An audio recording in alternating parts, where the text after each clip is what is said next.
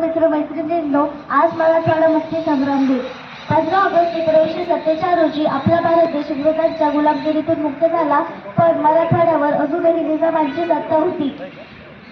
निजामांच्या अन्यायाविरुद्ध लढा देण्यासाठी स्वामी रामानंद तीर्थ यांच्या नेतृत्वाखाली एक चळवळ उभारण्यात आली. हैदराबाद संस्थान भारतीय संघराज्यात विलीन करून लोकशाही मान्य करा व संस्थानाचे स्वतंत्र अस्तित्व संपवा अशी हाक रामानंदांनी सरकारला व जनतेला दिली. त्यांच्या खूप प्रयत्नाने 17 सप्टेंबर 1948 रोजी हैदराबाद संस्थान भारतात विलीन झाले व आपला भारत देश व आपला मराठवाडा खऱ्या अर्थाने स्वतंत्र झाला. या स्वातंत्र्यासाठी बलिदान देणाऱ्या सर्व वीरांना माझा कोटी कोटी प्रणाम. मराठवाडा मुक्ती संग्राम आहे इतिहासातील एक सोनेरी पान. मराठवाडा मुक्ती संग्राम आहे इतिहासातील एक सोनेरी पान. ज्यांनी दिले प्राणांचे बलिदान त्यांच्या प्रती आमच्या मनात आहे सन्मान. धन्यवाद.